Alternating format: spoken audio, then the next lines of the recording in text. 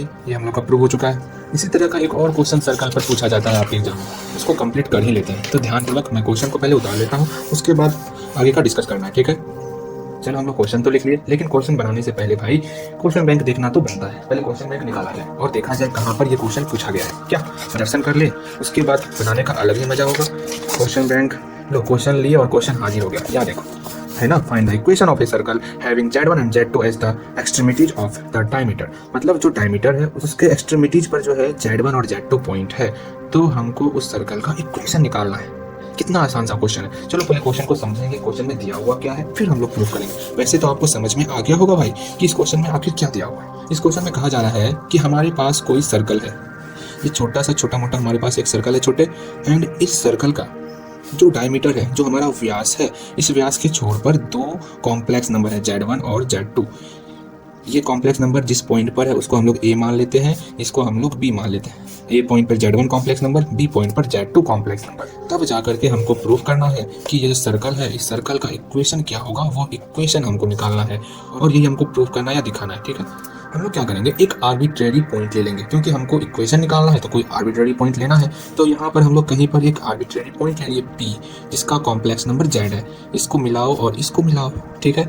तो यहाँ पर ये दो लाइन एक दूसरे को इंटरसेक्ट कर रही है। पहले हम लोग इसको समझाएंगे, फिर अपने M की तरफ आएंगे, अपने लक्ष्य की तरफ आएंगे, हमको निकालना क्या है, ठीक है। पहले किसको समझना है, अगर दो लाइन एक दूसरे को इंटरसेक्ट करे इस P पॉइंट पर, जिसका कॉम्प्लेक्स नंबर Z है, और इस पॉइंट का अंतिम छोर ये Z1, इसका B Z2, तो यहाँ पर जो एंगल बनेगा वो एंगल बराबर होता है किसके बराबर, argument of Z minus Z2 बटे Z माइनस Z1। ये हम लोग पढ़े हुए। इसका मतलब हो गया, क्या मतलब हुआ पता चला आपको। ये जो व्यास है, हम लोग जानते हैं व्यास के द्वारा, जैसे ये अर्धवृत्त है, इसका ये व्यास है, व्यास के द्वारा जो एंगल बनाया जाएगा वो 90 डिग्री होता है। ये हम लोग पढ़े हुए। इसका मतलब ये 90 डिग्री होगा, हम लोग क्लास 10th में पढ़े हुए हैं ऐसा कुछ। दैट इज थीटा का वैल्यू हमको दिया हुआ है, तो हम लोग का m क्या रहेगा, इसका वैल्यू π/2 दिया हुआ है, argument of Z minus Z2 बटे Z माइनस Z1। इसका वैल्यू दिया हुआ है हमको π/2। दैट इज अगर π/2 दे दिया गया है, इसका मतलब हो गया कि कोई भी कॉम्प्लेक्स नंबर अगर r into cos theta plus i sine theta, ये हमारा कॉम्प्लेक्स नंबर है, अगर उसमें एंगल हमारा π/2 है, इसका मतलब हो गया cos π/2 जीरो, तो ये टर्म तो जीरो हो गया। इसका मतलब रियल पार्ट हमारा जीरो हो जाएगा, उसमें सिर्फ और सिर्फ इमेजिनरी पार्ट बचेगा।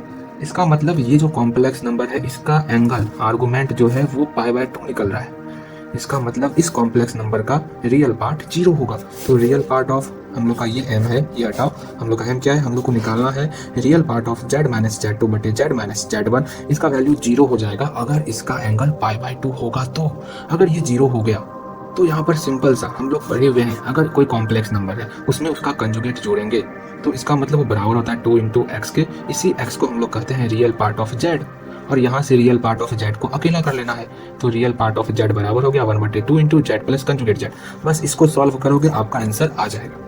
कितना आसान है, ठीक है। पहले हम लोग इस टर्म को करते हैं, π/2 दिखाते हैं, उसके बाद आगे की प्रक्रिया जारी रहेगी। इसको दिखाने से पहले हम लोग Z1 Z2 किस प्रकार माने हुए हैं उसको लिख लेते हैं। ये आप फिगर बना देना, ठीक है। नेक्स्ट लिखो, लेट A B, ये जो हमारा A है और B है, ये दोनों पॉइंट जो है B, the end point of B, the end point of, किसका एंड पॉइंट है, इस डायमीटर का एंड पॉइंट है। तो लिखो and point of A diameter a circle with centre, जिसका सेंटर दिया हुआ है, क्या दिया हुआ है, सेंटर कुछ नहीं है, सेंटर C मान लो ना, यहाँ पर सेंटर C। एनी प्रॉब्लम नहीं ना। और इसके अलावा हम लोग क्या किए ड्राइंग में, यहाँ पर PZ माने, कोई आर्बिट्रेरी पॉइंट माने। तो लिखो again let PZ be any arbitrary point on the circle, that's clear.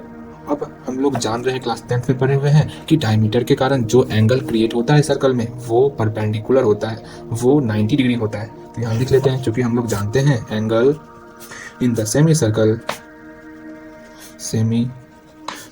is 90 degree.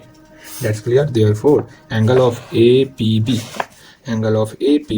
equal to 90 degree. और APB एंगल है, इसका मतलब आर्गुमेंट ऑफ इतना माइनस इतना बटे Z minus Z1 equal to π/2। Therefore, argument of Z minus Z2 बटे Z minus Z1 equal to π/2।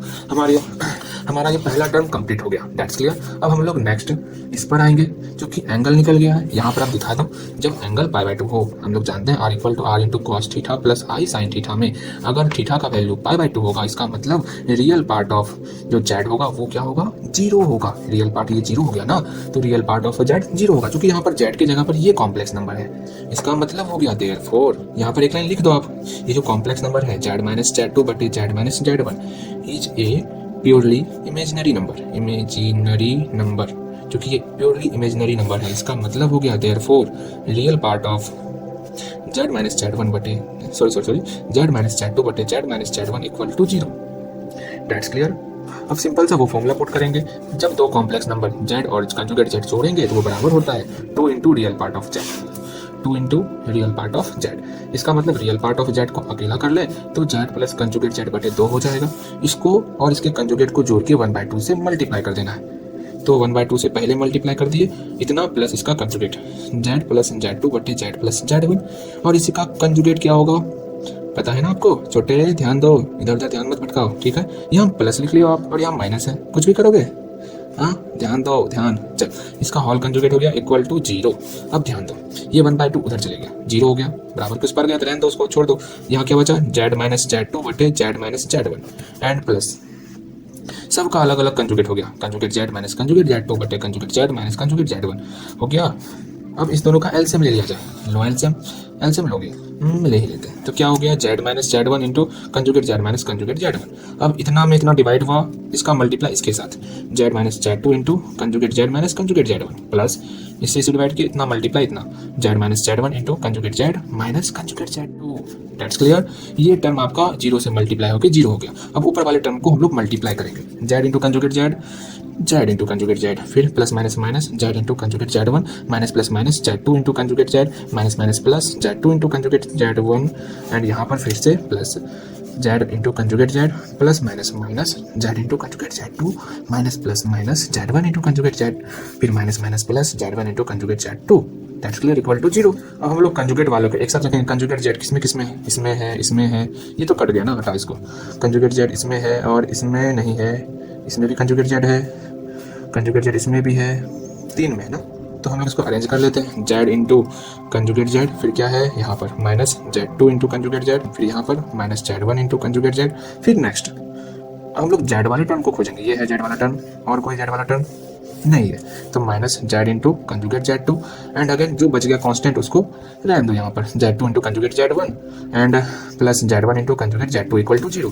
अब देखो छोटे, यहाँ ध्यान देना है, ठीक है, इधर उधर ध्यान मत भटकाओ।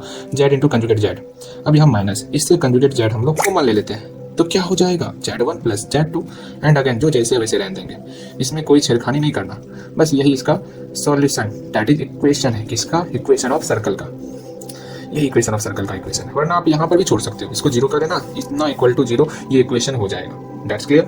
वरना मॉडिफाई करना है तो मॉडिफाई कर देना, आपकी इच्छा।